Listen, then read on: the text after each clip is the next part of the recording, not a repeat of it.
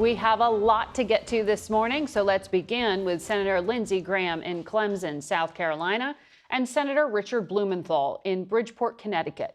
They both just returned from Europe, where they met with Ukrainian President Zelensky. Good morning to you both, Senators. Good morning.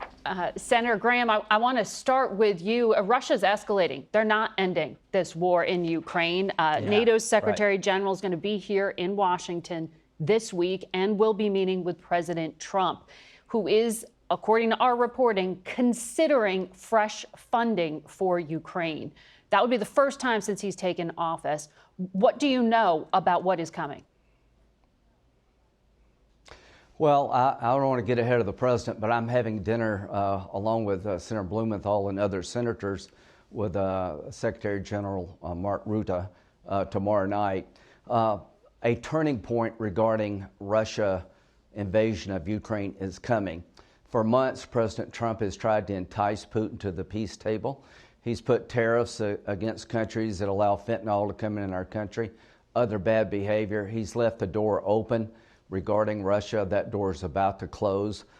Dick and I have got 85 co-sponsors at the United States Senate for congressional sanctions with a sledgehammer available to President Trump to go after Putin's economy and all those countries who prop up the Putin war machine. China, India, and Brazil buy oil and petroleum products and other goods from Russia. That's the money Putin uses is to prosecute the war. And this congressional package that we're looking at would give President Trump the ability to impose 500% tariff on any country that helps Russia and props up Putin's war machine. He can dial it up or down. He can go to 0 to 500. He has maximum flexibility. But we're going after the people who keep Putin in business, and additional sanctions on Russia itself. This is truly a sledgehammer available to President Trump to end this war. Senator Blumenthal, on those sanctions, the president said he expects the Senate to pass this measure you put together. And he described being able to terminate it as totally at my option. It very respectfully lets the president do whatever he wants and decide whether or not to exercise it. I know that has raised some concerns among your fellow Democrats like Senators Kaine and Senator Coons. How do you assure them that this is as tough as you promise? This has to be a critical moment for these sanctions, and bringing down this sledgehammer at this moment was emphasized by all of the European allies who were at the meeting that Senator Graham and I attended in Europe. They are absolutely in solidarity, one after another, in that closed-door setting, express the view that these sanctions have to be tough and rigorous to change behavior. And so the waiver language that we will have in this bill is very much alike the provisions that have existed in past similar measures that give the president the ability to act in the national security, but also provide congressional oversight. And I think that kind of assurance to my Democratic colleagues is very important.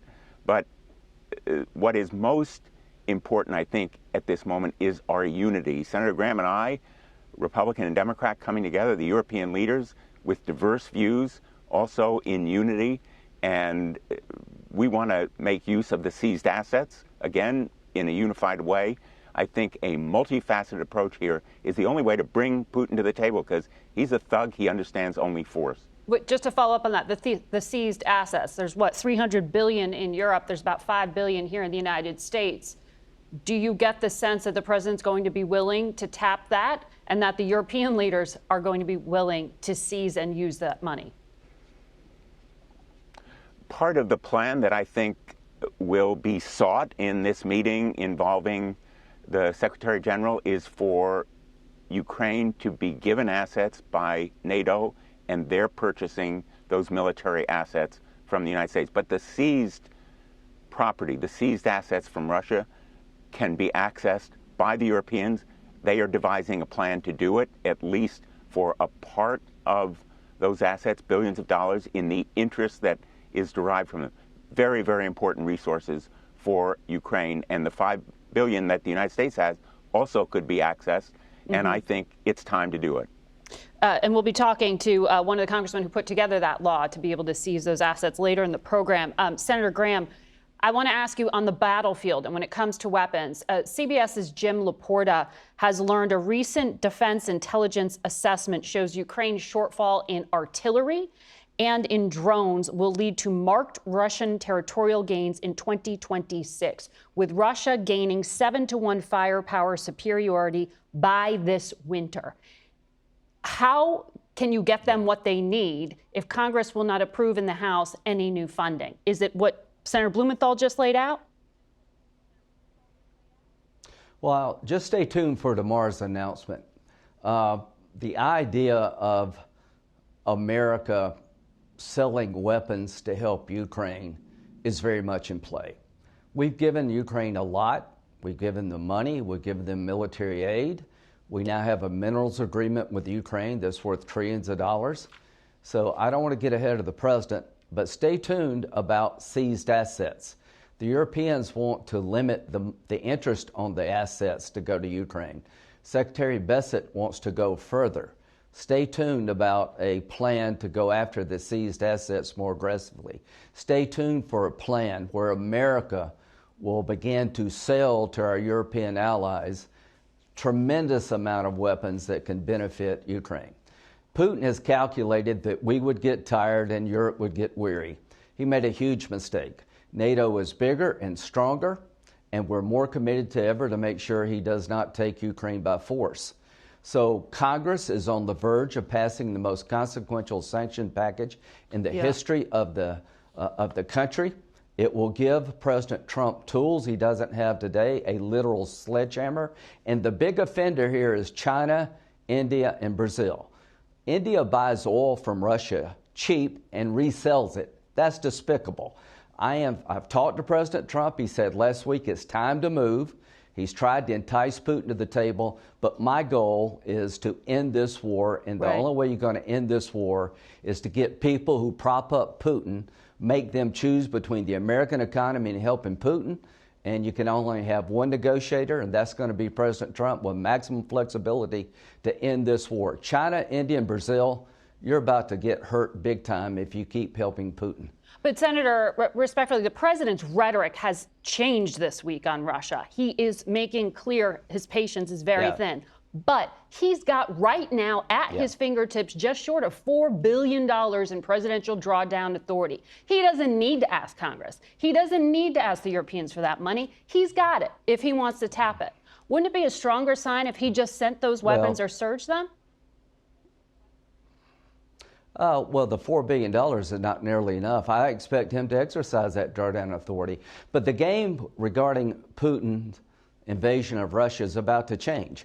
I expect in the coming days you will see weapons flowing at a record level to help Ukraine defend themselves. I expect in the coming days that there will be tariffs and sanctions available to President Trump he's never had before. I expect in the coming days more support from Europe regarding their efforts to help Ukraine. Putin made a miscalculation here. For 6 months, President Trump tried to entice Putin to the table. The attacks have gone up, not down. One of the biggest miscalculations Putin has made is to play Trump. And you just watch. In the coming days and weeks, there's going to be a massive effort to get Putin to the table. And to those who are helping him, China buying cheap Russian oil and having no accountability, those days are about over. Senator Blumenthal, on Ukraine, North Korea has been sending troops, as you know, to fight for Russia in Ukraine. Russia's top diplomat was just meeting with Kim Jong-un. We know that the missile technology Russia is providing them is sort of their payment for sending bodies to fight. Is that going to make a measurable difference in the North Korean nuclear program? Is there more of a threat today to the U.S. because of it?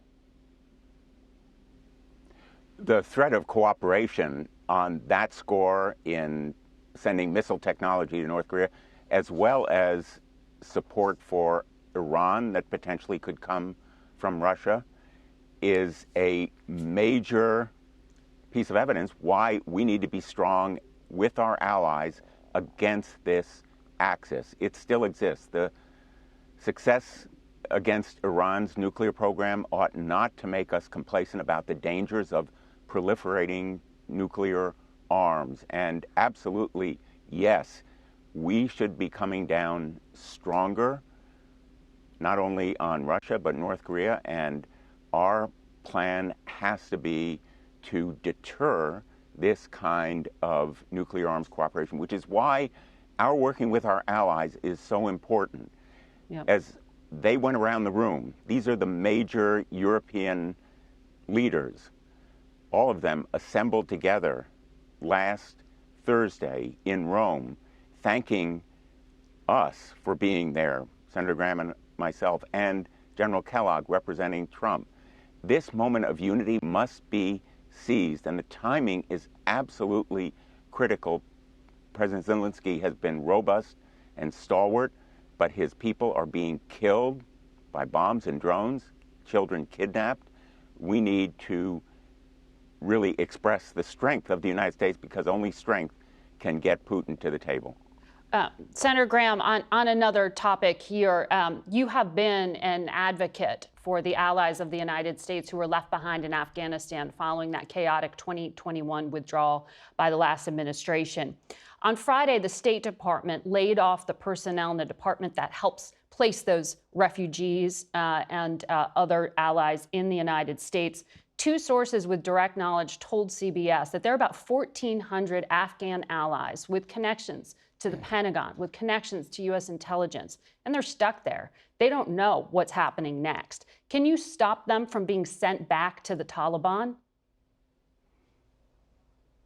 Yeah, I don't think there's any desire by anybody to send people who helped us in Afghanistan back to the Taliban control. That's not going to happen. As to trimming up the State Department, if you're telling me we can't reduce the number of people working at the State Department and still run it effectively, I don't buy that. We can do both. Well, there are some questions about who's going to actually help prevent them from going back to Afghanistan, which is why I was asking you that, if you're going to advocate on their behalf. Senator Blumenthal, Sure. You sit on the Judiciary Committee, I believe. CBS has reported yesterday that the Attorney General, Pam Bondi, fired 20 DOJ employees who worked on the classified documents cases and the January 6th investigations. There are more firings expected. These are career officers and lawyers who don't pick their assignments. They're handed out to them.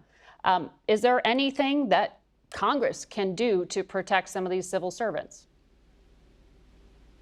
Margaret, that's a really important question, because Pam Bondi has so politicized and weaponized the Department of Justice, and now firing these career professionals who have devoted their lives to the Department of Justice. It's only one facet of the continuing politicization.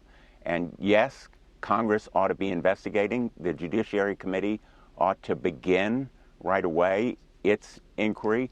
But I'm calling for an Inspector General investigation, not only of these firings, but also of the dropping of a prosecution into the Utah physician who was mid-trial on charges of conspiracy, fraud against the government in connection with a COVID vaccine scheme, apparently at the behest of politicians who were deeply angry about the MAGA issue there. And I believe strongly that now Congress must investigate. Senator Graham, do you want to quickly respond to those allegations of politicized handling at the Justice Department? Yeah, y'all missed a lot. The Justice Department was used to destroy President Trump, his family, and try to change the election by bringing a bunch of BS charges against him for years. We're going to clean that mess up. As to Pam Bondi, I have all the confidence in the world she will do her job. And if somebody's been terminated, they have rights under the civil service law to say it was wrongfully done.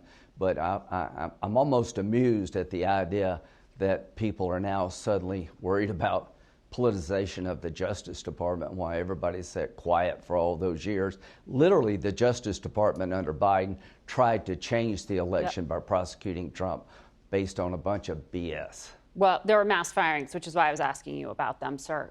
Senators, thank you for joining us for a bipartisan interview. Thank you. Up until that last section. Appreciate it.